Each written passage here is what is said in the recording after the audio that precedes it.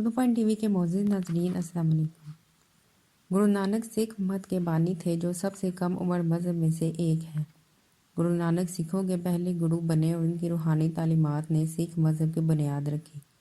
ایک مذہبی جدت پسند سمجھے جانے والے گرو نانک نے اپنی تعلیمات کو پھیلانے کے لیے پورے جنوبی ایشیا اور مشرق وسطیٰ کا سفر کیا۔ اس نے ایک خدا کے وجود کی وکالت کی اور اپنے پیروکاروں کو سکھایا کہ ہر انسان مراقبہ اور دیگر پاکیزہ طریقوں سے خدا تک پہنچ سکتا ہے۔ دلچسپ بات یہ ہے کہ گرو نانک نے رہبانیت کی حمایت نہیں کی اور اپنے پیروکاروں سے کہا کہ وہ ایماندار گھریلو زندگی گزاریں۔ ان کی تعلیمات کو 974 بھجنوں کی شکل میں امر کر دیا گیا۔ 20 ملین سے زیادہ پیروکاروں کے ساتھ سکھ مذہب ہندوستان کے اہم مذاہب میں سے ایک ہے۔ معزز ناظرین، آج کی ویڈیو میں ہم گرو نانک کی زندگی کے اہم پہلو کے بارے میں جانیں گے اور اس کے ساتھ ساتھ ان کی زندگی کے 5 اہم سفر کے بارے میں جانیں گے اور یہ جانیں گے کہ سکھ مذہب سے تعلق رکھنے کے باوجود ان کو جلانے کے بجائے دفن کیوں کیا گیا۔ لہٰذا ویڈیو کو آخر تک دیکھیے گا۔ اگر آپ چینل پر نئے ہیں تو چینل کو سبسکرائب بھی کر لیجیے گا۔ نانک ایک متوسط ہندو خاندان میں پیدا ہوئے اور ان کی پرورش ان کے والدین نے کی۔ اس نے اپنے بچپن کا زیادہ تر حصہ اپنی بڑی بہن کے ساتھ گزارا کیونکہ وہ اس سے محبت کرتا تھا۔ بچپن میں نانک نے اپنی ذہانت اور الہی مضامین کی طرف اپنی دلچسپی سے بہت سے لوگوں کو حیران کر دیا۔ 1475 میں نانک کی بہن کی شادی جے رام سے ہوئی اور وہ سلطان پور چلی گئی۔ نانک اپنی بہن کے پاس کچھ دن رہنے چلا گیا۔ اس نے سلطان پور اپنے بہنوئی کے آجڑ کے پاس کام شروع کر دیا۔ سلطان پور میں قیام کے دوران نانک ہر صبح نہانے اور مراقبہ کے لیے قریبی ندی پر جاتے تھے۔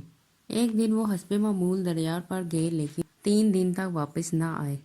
ایسا مانا جاتا ہے کہ نانک جنگل کے اندر گئے اور 3 دن تک وہاں رہے۔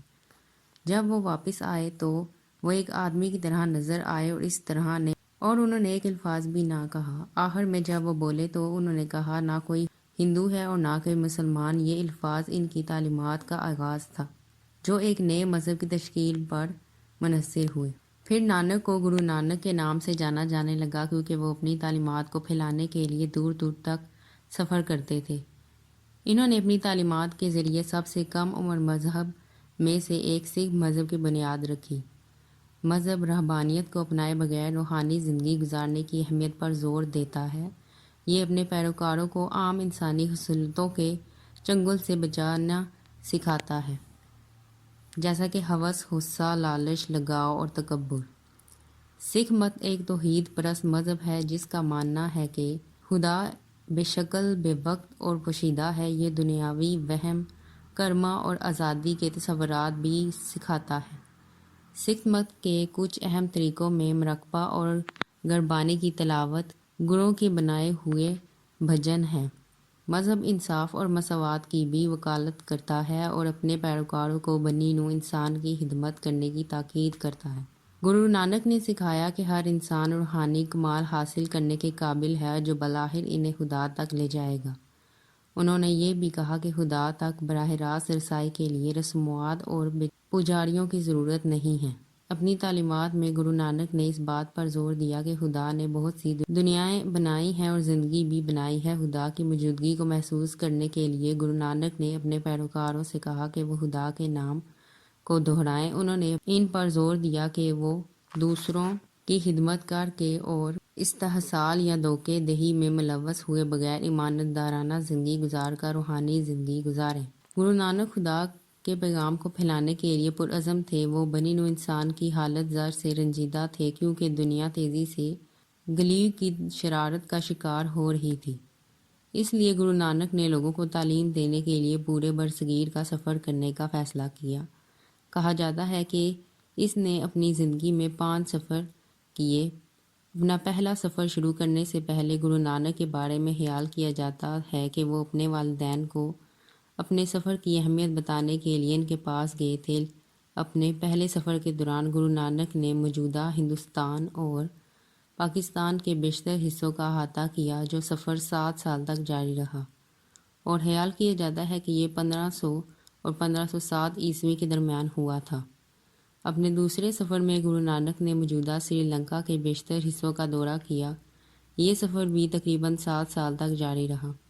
اپنے تیسرے سفر میں گرو نانک نے ہمالیہ کے دشوار گزر خطوں کا سفر کیا اور کشمیر، نیپال، تبت اور سکمک جیسے مقامات کا احاطہ کیا۔ یہ سفر تقریباً 5 سال تک جاری رہا اور 1514 سے 1519 کے درمیان ہوا۔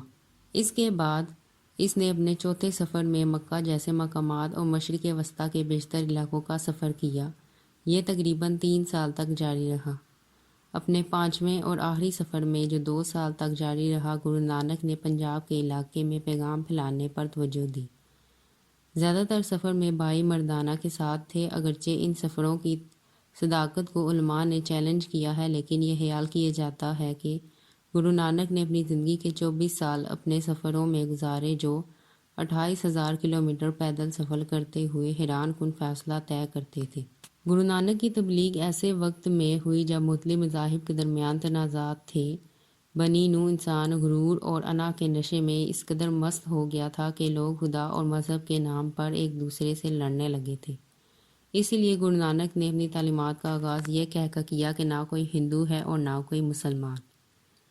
اس کا مطلب یہ ہے کہ خدا ایک ہے اور اسے مختلف مذاہب کے ذریعے صرف مختلف طریقے سے دیکھا جاتا ہے۔ گرو نانک کی تعلیمات نے اگرچہ مقصد نہیں تھا ہندوؤں اور مسلمانوں کے اتحاد میں ایک حد تک تعاون کیا، انہوں نے بنی نوع انسان کی مساوات کی اہمیت پر بھی زور دیا۔ انہوں نے غلامی اور نسلی امتیاز کی مذمت کرتے ہوئے کہا کہ سب برابر ہیں۔ گرو نانک ان اہم ترین مذہبی شخصیات میں سے ایک ہیں جنہوں نے ہندوستان میں خواتین کو بااختیار بنانے اپنا حصہ ڈالا ہے۔ گرو نانک نے اپنے پیروکاروں سے خواتین کا احترام کرنے اور ان کے برابر سلوک کرنے کی اپیل کی۔ انہوں نے کہا کہ مرد ہمیشہ عورتوں کا پابند ہوتا ہے اور عورت کے بغیر زمین پر کوئی تخلیق نہیں ہو سکتی۔ اسی لیے یہ کہا ہے کہ خدا پر ایمان بھی بحال کیا کہ انسان زمین پر جو کچھ حاصل کرنے کی کوشش کر رہا ہے، اس میں خالق کا گہرا تعلق ہے۔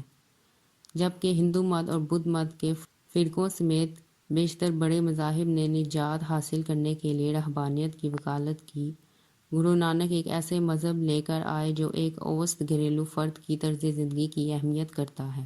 سب سے اہم بات یہ ہے کہ اس نے اپنے پیروکاروں کو معاشرے کے اندر معمول کی زندگی گزارتے ہوئے نجات حاصل کرنے کی طریقے بھی سکھائے۔ اس نے در حقیقت اپنے خاندان کے افراد کے ساتھ زندگی گزارنے کی اہمیت پر زور دیا۔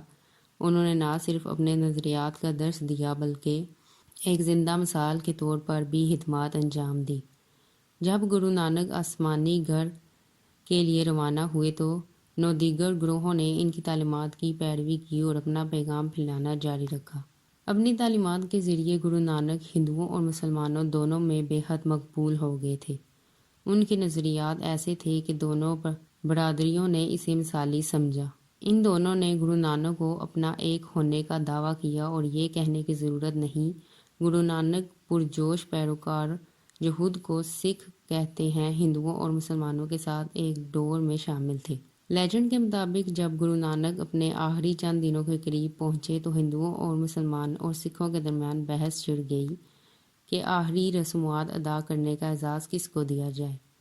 جہاں ہندوؤں اور سکھ اپنے گروہ کی لاشوں کو اپنے رواج کے مطابق جلانا چاہتے تھے، وہیں مسلمان اپنے عقائد کے مطابق آخری رسومات ادا کرنا چاہتے تھے۔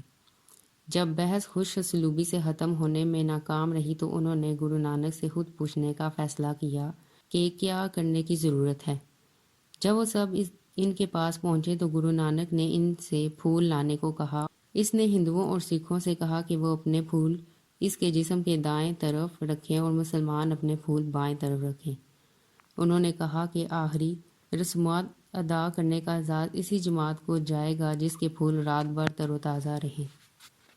جب گرو نانک نے آخری سانس لی تو مذہبی برادریوں نے ان کی ہدایت پر عمل کیا۔ اگلی صبح جب وہ دیکھنے کے لیے واپس آئے کہ کس کے پھول تازہ ہیں تو یہ دیکھ کر حیران رہ گئے کہ کوئی بھی پھول مرجھا نہیں گیا تھا، لیکن سب سے بڑی حیرت یہ تھی کہ گرو نانک کا جسد حقیقی غائب ہو چکا تھا اور ان کی لاش کی جگہ وہ سب کچھ دیکھ سکتے تھے۔ کہا جاتا ہے کہ ہندوؤں اور سکھوں نے اپنے پھولوں کو اٹھا کر دفن کیا، جبکہ مسلمانوں نے اپنے پھولوں کے ساتھ بھی ایسا ہی کیا۔ گرو نانک کی آخری آرام گاہ کرتارپور لاہور پاکستان میں موجود ہے۔